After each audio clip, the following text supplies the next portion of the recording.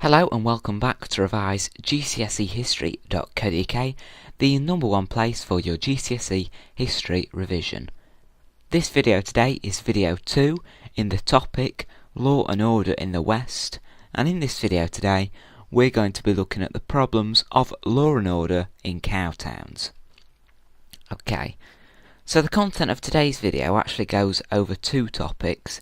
I'd say, although I've put this video in the topic of law and order, it also comes into the topic of the cattle industry, because there is some information about cow towns as well as the law and order problems in the cow towns. Alright, so let's make a start. What were the problems of law and order in these cow towns? Okay, so with the cattle came the cowboys, and these cowboys were causing the problems of law and order. After hard months on the trail, they were paid all of their money in one go. So, rather than being paid regularly at regular intervals while they're on the long drive, at the end of the trail they were paid one large sum of money all in one go, and they wanted to celebrate. This money sort of burnt a hole in the pocket, to use an old phrase, and they thought, right, now that I've been paid all this money, I've got to go and spend it straight away. And they wanted to go out and celebrate and just spend loads of money. So, cowboys also often shot their guns as they entered cow towns to signal the end of the long drive. So as they rode into the cow towns, they'd shoot the guns to signal the end of the long drive. That's just an example of like sort of a wild tradition that cowboys did.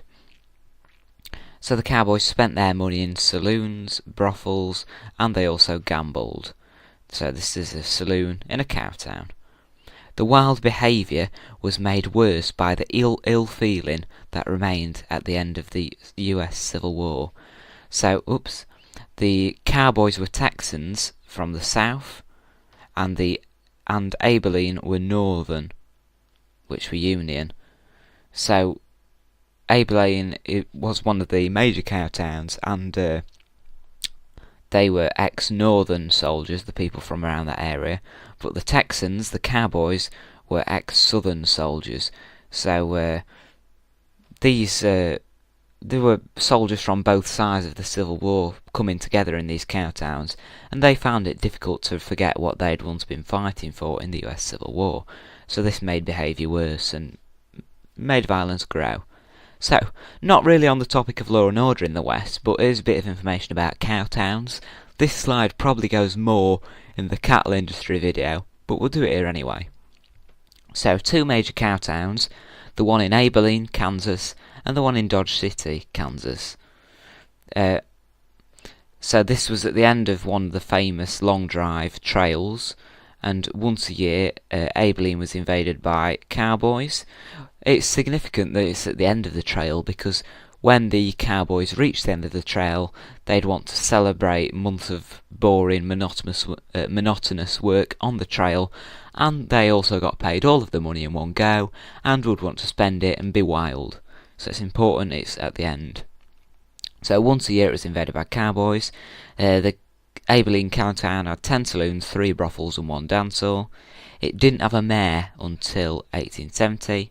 And in 1870, guns weren't allowed to be brought into the town, and cowboys were finally banned from entering the town in 1872. So steps were taken to overcome problems of law and order in the cow town Abilene. So the second cow town is Dodge City in Kansas, and that was on the Western Trail, so it's actually on the trail. It had 8 saloons and 2 dance halls. There were cases of fighting, but it was no more violent than any other place in the West. It was also a haunt for buffalo hunters that were working on the Great Plains, and in 1881 it tried to ban alcohol, but it was unsuccessful. Okay, so we've talked about the problems of law and order in cow towns, but very similar is law and order in mining towns. We did talk through law and order in mining towns in if you could look in the topic The Early Pioneers and look at the video called The California Gold Rush, we talked through it there, but we're just going to have a quick reminder of law and order in mining towns, just to remind you of the key points. So because of the large influx of gold miners, mining towns sprang up rapidly in places where mining had lasted longer than a few months. Because they sprang up rapidly, this meant that towns grew before law and order enforcement officers could reach them, and they became quite lawless and quite wild places. So that's why with their problems of law and order in mining towns. Well, the rush attracted the dregs of society. So, criminals, con men, people just out to rob other people were attracted to the gold rush. So the rush attracted the dregs of society. So there were many criminals who stole other people's mining claims. Many criminals will stole other people's claims to successful mines. People stole other people's land and mining stake, and we call that claim jumping. This could be done accidentally or on purpose.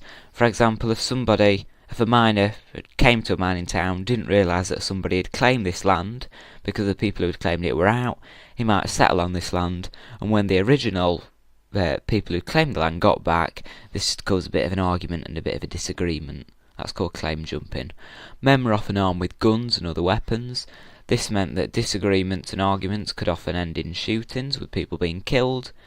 And there were also no US government law officers to protect miners, so people made their own arrangements, taking the law into their own hands.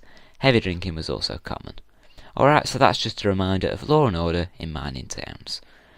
Okay, we've reached the end of all the knowledge we need to go over for today's video, but here are 4 quick questions based on the content of this video today.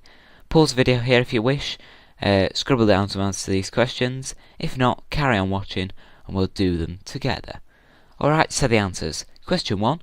How did cowboys go wild when they arrived? Sorry, why did they go wild? Well, they wanted to celebrate after many months on the trail. They'd just been paid a large sum of money.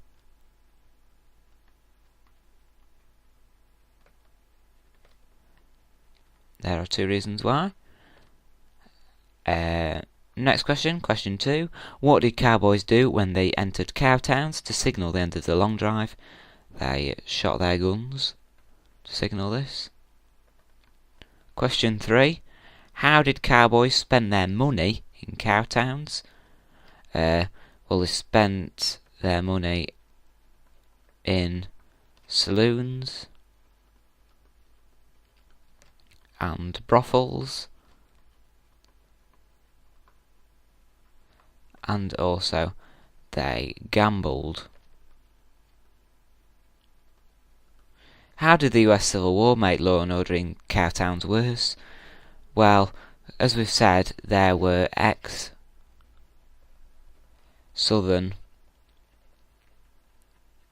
and ex-Northern soldiers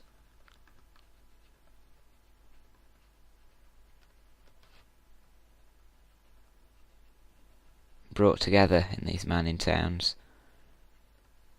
and they found it difficult to forget what they'd once been fighting for.